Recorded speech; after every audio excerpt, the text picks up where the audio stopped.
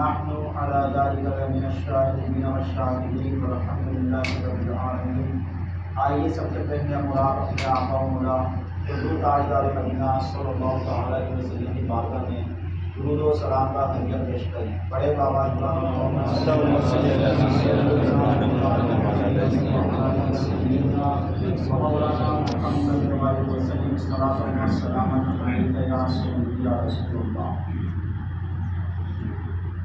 آج کے زمانے میں تعلیمی، سیاسی، ثقافتی میدانوں میں دوسری قوموں کے شانہ بشانہ قدم بقدم چلنے اور کم از کم اپنی عزت و وقار محفوظ رکھنے کے لیے مال و دولت کا ہونا بہت ضروری ہے۔ آج مسلمانوں پر جو ظلم و ستم کے پہاڑ توڑے جا رہے ہیں، ہر جگہ موبائل ہو رہی ہے، سنسد میں ہمارے خلاف بل پاس کیے جا رہے ہیں، اس کی ایک وجہ یہ ہے کہ ہم سیاسی میدان میں پیچھے تو ہے ہی، معاشی میدان میں بھی ہم پیچھے ہیں۔ معاش کے اعتبار سے بھی ہندوستانی مسلمان کا حال بہت برا ہے۔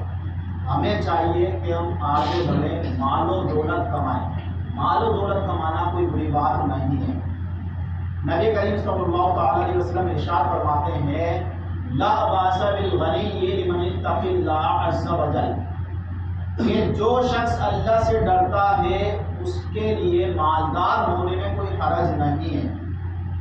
جو اپنی دولت کا استعمال اللہ کی نافرمانیوں میں نہ کرتا ہو، اس کی مال و دولت اسے اللہ تبارک و تعالیٰ کی عبادت سے دور نہ کرتی ہو اور وہ اللہ تبارک و تعالیٰ کے مالی حقوق ادا کرتا ہو، حج کرتا ہو اور زکوٰۃ دیتا ہو اور دیگر صدقات دیتا ہو، تو اس شخص کے لیے مالدار ہونے میں کوئی حرج نہیں ہے۔ مالدار ہونا کوئی بری بات نہیں ہے۔ خیر القرون کے مشہور فقیہ حضرت امام سفیان ثوری رضی اللہ تعالیٰ عنہ فرماتے ہیں کان المال یکرہ، کہ مال کو ناپسند کیا جاتا تھا زمانہ رسالت میں۔ زمانہ رسالت میں مال کو ناپسند کیا جاتا تھا۔ فَأَمَّا الْيَوْمَ فَتُرْسُ الْمُؤْمِنِ، لیکن آج تو وہ مومن کی ڈھال ہے۔ مومن اس مال کے ذریعے اپنا بچاؤ کرتا ہے۔ آگے فرماتے ہیں لولا حاضر دنانیر لکن منزلو بنا ہاؤلائی قلوب، اگر یہ مال و دولت، یہ دراہم و دنانیر نہ ہوتے تو بادشاہ ہمیں رومال بنا لیتے۔ یعنی رومال بنا لیتے مطلب ہمارا اپنی خواہش کے مطابق بیٹا استعمال کرتے۔ آپ نے دیکھا ہے رومال جس کے پاس ہوتا ہے وہ جب چاہتا ہے ناک صاف کر لیتا ہے، منہ صاف کر لیتا ہے، جو چاہتا ہے رومال سے کر لیتا ہے۔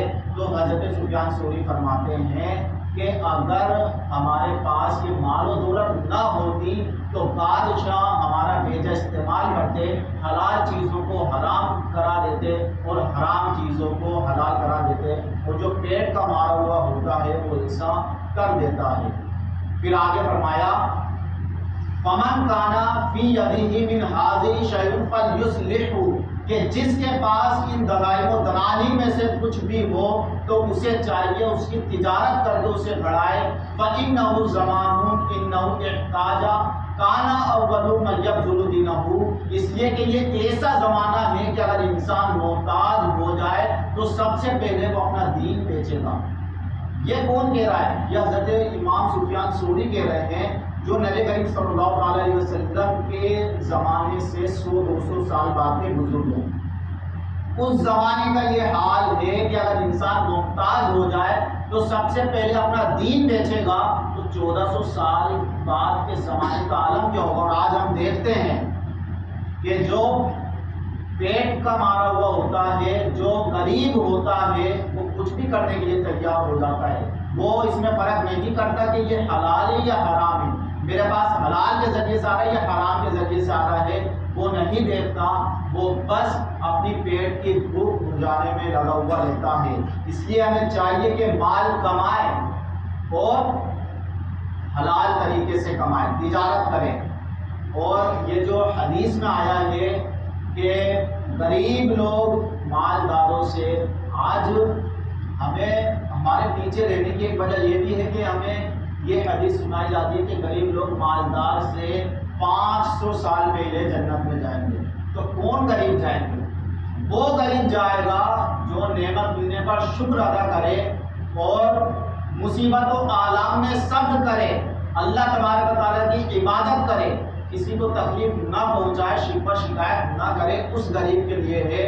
اور آج جتنے بھی غریب ہوں سب کو دیکھ لو، کبھی اس کے پاس جا کے اپنا دکھ درد رو رہا ہے، کبھی اس کے پاس جا کے شکوہ شکایت کر رہا ہے، کبھی کسی کے پاس جا کے اپنے غم کی داستاں سنا رہا ہے.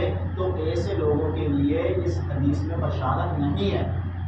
اور بعض علماء کا موقف تو یہ ہے کہ غریب سے افضل امیر ہے. اب مال و دولت کمائے تو فرعون اور قارون نمرود کی مال سے حصہ کیوں لیں؟ کیوں نہ ہم حضرت عثمان غنی رضی اللہ تعالیٰ عنہ کی مال و دولت کا حصہ مانگے؟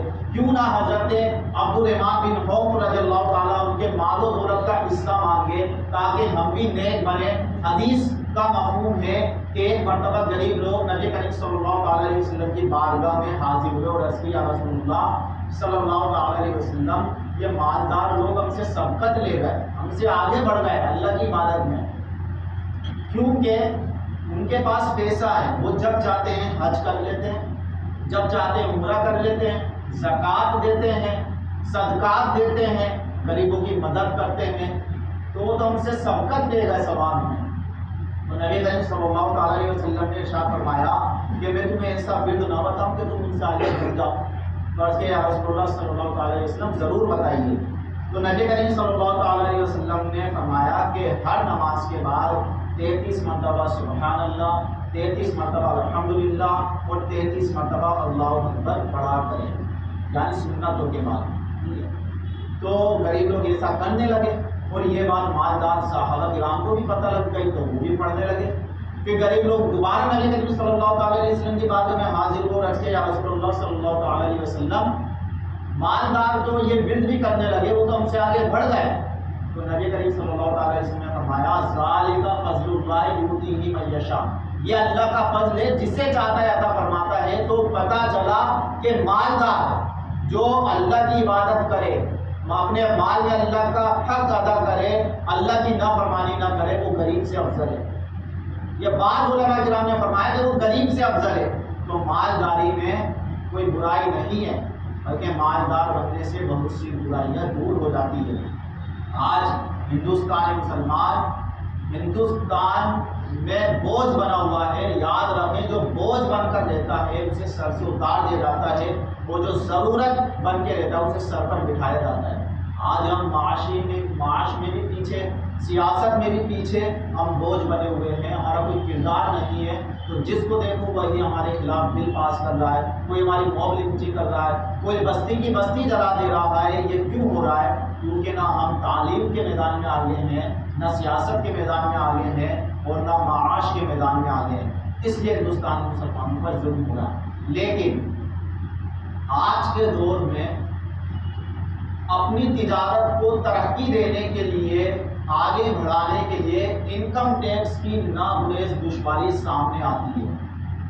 جو بھی بڑا مالدار ہوتا ہے اس کو انکم ٹیکس دینا پڑتا ہے، اور انکم ٹیکس سے چھٹکارے کی ایک راہ بینک سے سودی قرض لینا ہے. جو بینک سے قرض لیتا ہے اسے ٹیکس نہیں دینا پڑتا ہے، اور سود یہ حرام ہے. اللہ تبارک و تعالیٰ قرآن مجید میں ارشاد فرماتا ہے فَأَحَلَّ اللَّهُ الْبَيْعَ وَحَرَّمَ الرِّبَا، کہ اللہ نے خرید و فروخت کو حلال کیا اور سود کو حرام کیا. اور جس طرح سود لینا حرام ہے، دینا بھی حرام ہے. ایک سود لے رہا ہے تو وہی گناہ نہیں کر رہا، جو دے رہا ہے وہ بھی گناہ کر رہا ہے. حدیث شریف میں ہے فمن زادہ او استزادہ فقد اربا الآخذ والمعطی فیہ سواء، کہ زیادہ دینا بھی سود ہے اور لینا بھی سود ہے، اور دینے والا لینے والا دونوں برابر ہیں. تو اب اپنی تجارت کو آگے بڑھائیں تو کیسے بڑھائیں؟ اگر آگے بڑھاتے ہیں تو انکم ٹیکس کی دشواری سامنے آتی ہے. تو یہاں بندہ دو مصیبتوں میں گرفتار ہے. اگر بینک سے قرض لیے بغیر اپنی تجارت کو آگے بڑھاتا ہے تو یہ انکم ٹیکس کے خطرات کو دعوت دینا ہے. اور بینک سے قرض لے کر تجارت کرتا ہے تو اسے انکم ٹیکس کی بلا سے چھٹکارا مل جائے گا.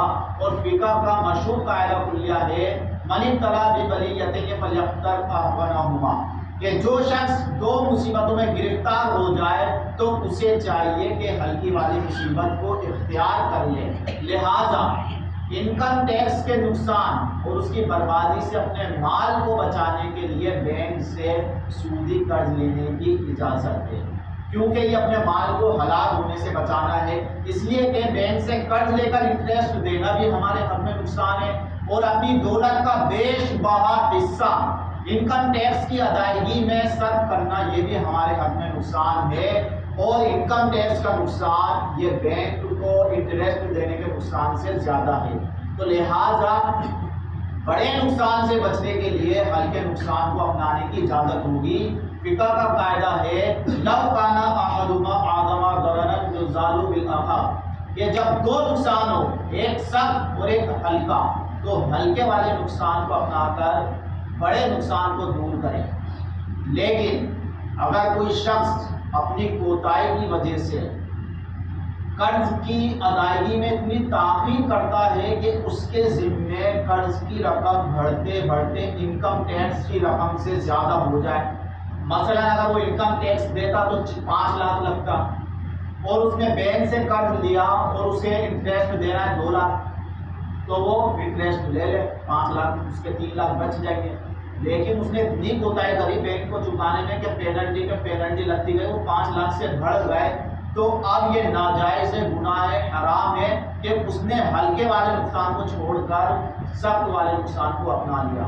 لیکن یہ بھی یاد رکھیں بینک سے قرض لینے کی اجازت صرف اسی کو ہے جس کو انکم ٹیکس کا خطرہ ہو، اور جو اس خطرے سے باہر ہو، جس کو انکم ٹیکس کا خطرہ نہ ہو، اسے بینک سے قرض لینے کی اجازت نہیں ہے.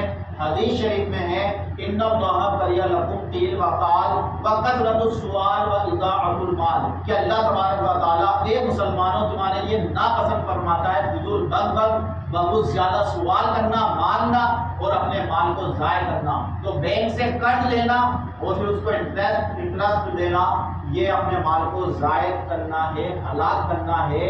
تو یہ بینک سے جو قرض لینے کی بات میں نے کہی ہے یہ سب کے لیے نہیں ہے، بلکہ اسی کے لیے ہے جس کو انکم ٹیکس کا خطرہ ہو.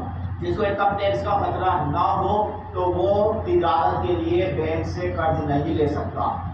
یاد رکھیں صرف 2 صورتوں میں بینک سے تجارت کے لیے قرض لے سکتا ہے. 2 صورتیں اس کو یاد رکھیں.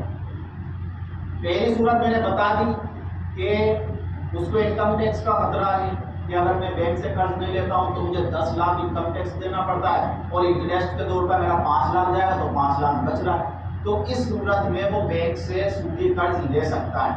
دوسرا، وہ شخص بینک سے انٹرسٹ پہ پیسے لے سکتا ہے جس کو ظن غالب ہو کہ میں اس سے جتنا میرے کو انٹرسٹ دینا پڑے گا اس سے زیادہ کما لوں گا.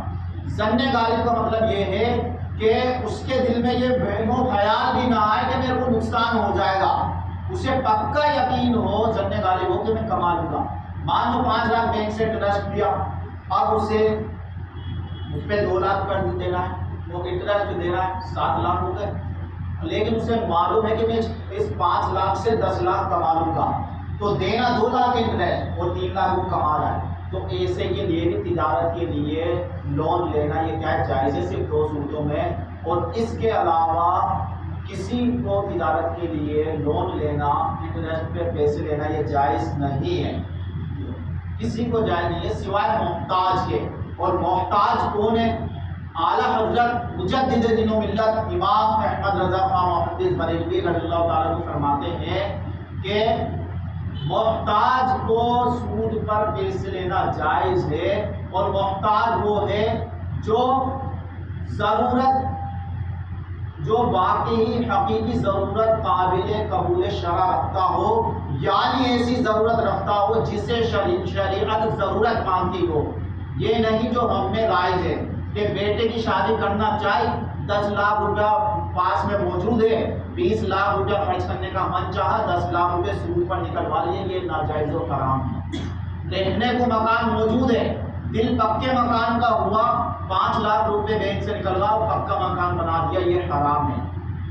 گھر میں سونا چاندی موجود ہے، اس کو بیچ کر اپنی تجارت میں لگا سکتا ہے، لیکن اس کو بیچا نہیں، بینک سے سود لے لیا اور تجارت کر رہا ہے، یہ ناجائز اور حرام ہے۔ ہم کیا کرتے ہیں؟ سونا چاندی گروی رکھ دیتے ہیں اور پھر بینک سے پیسہ اٹھاتے ہیں۔ یاد رکھیں ناجائز و حرام ہے، اسی سونا چاندی کو بیچو، اور تجارت کرنا ہے تو پھر اسی سے کرو۔ ایسی صدقہ صورتیں ہیں جسے ہم ضرورت سمجھتے ہیں لیکن وہ ضرورت نہیں ہے، اور جب ضرورت نہیں ہے تو اس میں حکم جواز بھی نہیں ہو سکتا، بینک سے وہ سودی روپیہ نہیں لے سکتا۔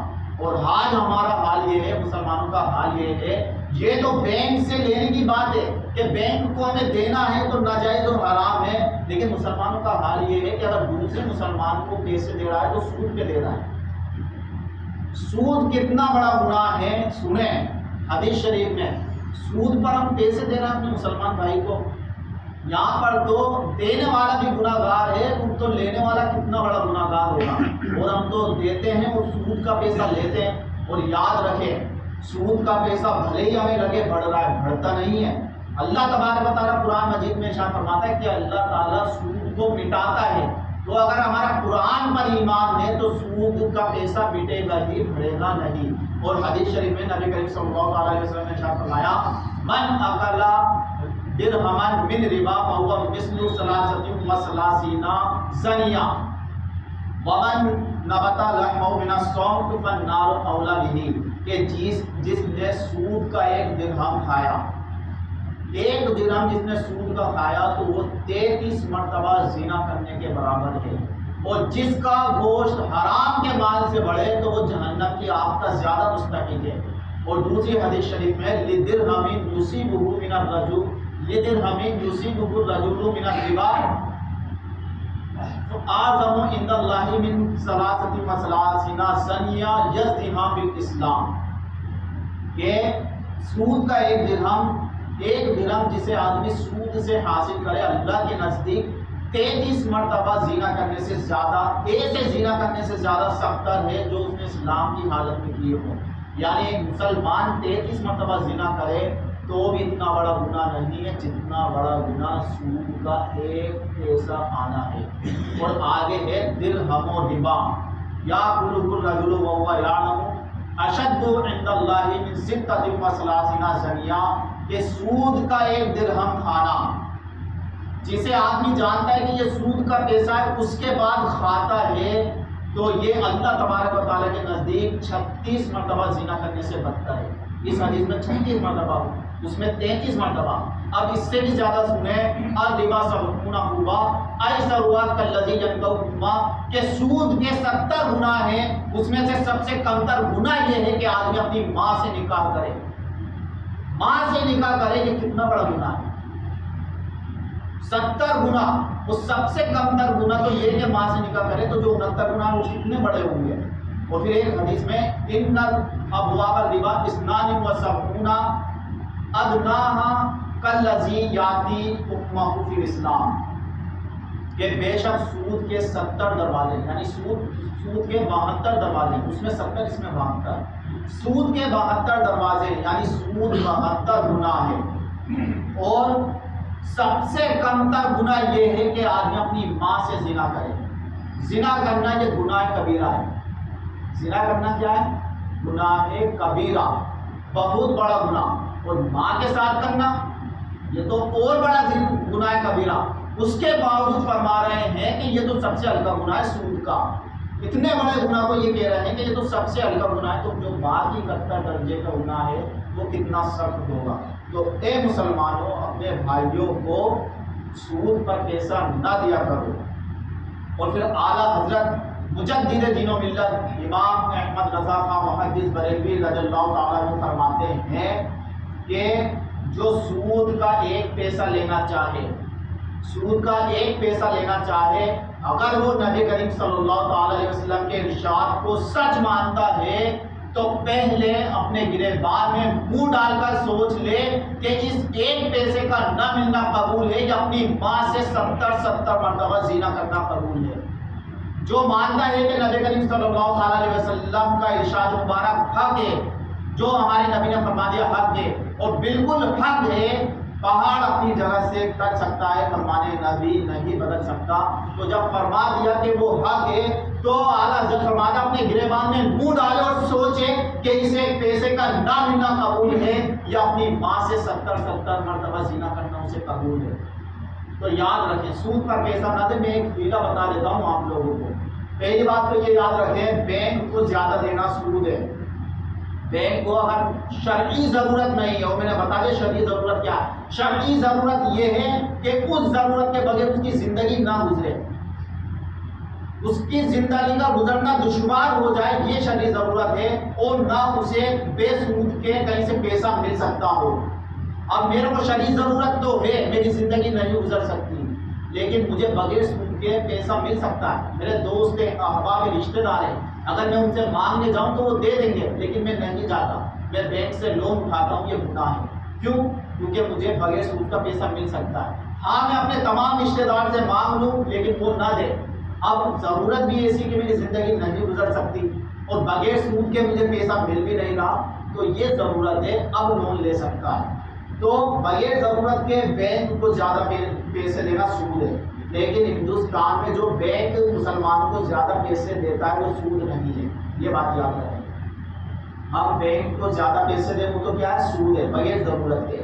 ضرورت ہو تو جائز ہے، لیکن جو بینک ہمیں زیادہ پیسے دیتا ہے ہم بینک میں جمع کر دیتے ہیں، اس پہ ہمارے پیسے بڑھتے رہتے ہیں سالوں میں، تو وہ جو ہمیں زیادہ دے رہے ہیں وہ سود نہیں ہے، کیونکہ وہ بینک ہندوستان میں کافر کے ہیں، اور جو بینک کافر کے ہیں تو کافر کی رضامندی سے ان سے ایسے معاملات کرنا جو مسلمان کے ساتھ ناجائز ہے وہ کافر کے ساتھ جائز ہے۔ جیسے مسلمان آپس میں ایک دوسرے کو سود پر پیسہ دے، یہ ناجائز ہے، لیکن کافر کو سود پر لیکن سود سمجھ کر کافر کو بھی نہ دے، اور بینک سے سود سمجھ کر نہ لے، بینک سے سود سمجھ کر نہ لے۔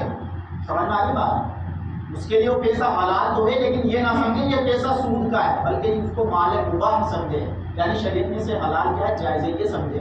کیوں؟ سامنے کوئی کپڑا ٹکرا ہے، کیا ہے وہ؟ کپڑا ہے، لیکن میں اسے سمجھ رہا ہوں لڑکی، اور لڑکی دیکھ کر میں اپنے ذہن میں غلط خیال لا رہا ہوں، تو اگرچہ وہ کپڑا ہے لیکن میں تو گناہ کر رہا ہوں نا، شریعت پر جری ہو رہا ہوں میں لڑکی سمجھ کر اپنے ذہن میں غلط خیال لا رہا ہوں، تو یہ گناہ ہے، حرام ہے۔ تو وہ جائز پیسہ ہے لیکن تم سود سمجھ رہے ہو، اور سود حرام ہے، تو تم حرام کو جائز سمجھ رہے ہو۔ تو بینک جو زیادہ پیسہ دیتا ہے وہ ہمارے لیے لینا جائز ہے، لیکن سود سمجھ کر نہ لے، جائز پیسہ سمجھ کر لیں۔ ٹھیک ہے، ایک بات یہ ہو گئی۔ دوسری بات، اگر کیونکہ آج ہمارے معاشرے میں یہ بہت زیادہ چل رہا ہے کہ کوئی مسلمان کسی دوسرے مسلمان کو پیسے دینا چاہتا ہے تو کوئی بغیر سود کے دیتا ہی نہیں ہے۔ سن کر میری حیرت کی انتہا نہ رہی کہ جس کو دیکھو 1 مہینے کی ادار پہ اپنے دوست کو پیسے دیتا ہے، بھائی کو پیسے دیتا ہے، 1 لاکھ روپیہ دیا تو بولتا ہے میں 1,10,000 لوں گا، تو یہ ناجائز و حرام ہے۔ اور آپ نے وعید سنی کتنی خطرناک وعید ہے کہ سب سے کم تر گناہ تو یہ ہے کہ آدمی اپنی ماں سے زنا کرے۔ تو میں آپ کو ایک حیلہ بتا دیتا ہوں، آپ کے پاس زیادہ پیسے بھی آ جائیں گے، سود بھی نہیں ہوگا۔ وہ حیلہ یہ ہے کہ مثال کے طور پر آپ کو میرے سے 1 لاکھ روپے ادھار لینا ہے، اور میں یہ چاہتا ہوں کہ میں لوں گا 1,10,000، تو وہ کیا کنڈیشن ہے کہ میرے پاس 1,10,000 بھی آ جائے اور نہ آپ کو گناہ ہو نہ مجھے گناہ ہو۔ ظاہر سی بات ہے انسان اپنے 1 مہینے کے لیے 2 مہینے کے لیے اپنا 1 لاکھ دے رہا ہے، اگر وہ اس کو نہ دے کر تجارت میں لگائے تو 1 لاکھ کے 10,000 20,000 تو بڑھیں گے ہی۔ تو ظاہر سی بات ہے وہ دے رہا ہے تو وہ اپنا نقصان تو کر رہا ہے، تو وہ کیا صورت ہے کہ دے بھی دے، نقصان بھی نہ ہو اور گناہ بھی نہ ملے۔ تو اس کی صورت یہ ہے، میں موبائل کی مثال دے رہا ہوں، کچھ بھی کر سکتے ہیں، چاہے وہ پین ہو، ٹوپی ہو، کپڑا ہو، کھانے کی چیز ہو، کچھ بھی ہو۔ آپ کو میرے سے 1 لاکھ روپے ادھار لینا ہے اور میں کہہ رہا ہوں کہ میں 1,10,000 لوں گا، تو کرنا کیا ہے؟ کرنا یہ ہے کہ آپ میرے پاس آئیں موبائل لے کر اور مجھ سے بولیں کہ میرا یہ موبائل آپ 1 لاکھ میں خرید لو۔ موبائل کی قیمت کتنی اس سے مطلب نہیں ہے، بھلے ہی 5 روپے کا ہے یا کوئی 5 روپے کی چیز اس پر بھی کر سکتے ہیں۔ آپ میرے پاس وہ چیز لے کر آئے کہ یہ مجھ سے 1 لاکھ روپے میں خرید لو، میں نے 1 لاکھ روپے میں خرید لی، موبائل آ گیا میرے پاس، پیسے دے دیے میں نے اس سے، موبائل میرے پاس آ گیا، پیسے 1 لاکھ اس کے پاس چلے گئے۔ اب میں اس سے کہوں گا کہ 1 مہینے کی ادھار پہ اس سے یہ موبائل 1,10,000 میں واپس خرید لیں، اب وہ مجھ سے یہ موبائل 1 مہینے کی ادھار پہ 1,10,000 میں خرید لیا، موبائل اس کا اس کے پاس پہنچ گیا، 1 لاکھ روپے اسے مل گئے، 1 مہینے بعد میرے پاس 1,10,000 آ جائیں گے، گناہ بھی نہیں ہوا، سود بھی نہیں ہوا، بلکہ 5 علماء فرماتے ہیں کہ یعنی اس طرح کی بے کرنا یہ ثواب کا کام ہے۔ ثواب کیوں ہے؟ ثواب کیوں ہے؟ کیونکہ اس میں گناہ سے بچنا پایا گیا ہے کہ وہ سود سے بچنے کے لیے یہ حیلہ تلاش کر رہے ہیں، سود سے بچنے کے لیے یہ بے کر رہے ہیں، تو علماء فرماتے ہیں اس بےوں سے ثواب ملے گا۔ 5 علماء کا یہ موقف ہے۔ ایک مرتبہ اور بتا دیتا ہوں، کوئی بھی چیز لے کر جس سے ادھار لینا اس کے پاس جائے، 1 لاکھ روپے لینا ہے ادھار، اس سے بولے کہ میں 1 لاکھ روپے تم سے ادھار، 1 لاکھ روپے میں مجھ سے یہ چیز خرید لو، میں نے یہ چیز خرید لی 1 لاکھ روپے میں، اسے 1 لاکھ روپیہ دے دیا۔ اب میں اس سے کہوں گا جتنا بھی مجھے منافع چاہیے، 10,000 چاہیے، 20,000 چاہیے، میں کہوں گا سے 1,10,000 میں تمہیں 1 مہینے کی ادھار پہ بیچتا ہوں۔ یہ میں نے بیچ دیا 1,10,000 20,000 کی ادھار پہ، اس کے پاس پہنچ گئے اور گناہ بھی نہیں ہوا، اس کے پاس اس کا موبائل بھی گیا، پیسے بھی گئے، اور ایک مہینے بعد میرے پاس 1,10,000 آ جائیں گے، مجھے منافع بھی ہو گیا، گناہ بھی نہیں ہوا۔ تو یہ حیلہ آپ تلاش کر لیں، لیکن اگر بغیر اس حیلے کے دیں تو اور زیادہ ثواب کا کام ہے، میں یہ بھی بتا دوں، اس حیلے کے بغیر دیں تو اور زیادہ ثواب کا کام ہے، یعنی 1 لاکھ روپیہ کسی کو 1 مہینے کو ادھار پہ دو اور 1 لاکھ ہی واپس لیں، تو یہ تو بہت اچھی بات ہے، کیونکہ یہ مسلمان کے ساتھ حسن سلوک کرنا ہے، یہ بہت اچھی بات ہے۔ لیکن اگر کوئی چاہتا ہی ہے کہ میرے پاس 10,000 روپے منافع تو آئیں یا 20,000 آئیں، تو وہ یہ حیلہ کر لے، گناہ سے بچ جائے گا، سود سے بچ جائے گا، اور آخرت میں اس کی پکڑ نہیں ہوگی، دنیا میں بھی فائدے میں رہا، آخرت میں بھی فائدے میں رہا۔ وما علینا الا البلاغ۔ السلام علیکم ورحمۃ اللہ وبرکاتہ۔ استغفر اللہ رب من کل ذنب واتوب الیہ۔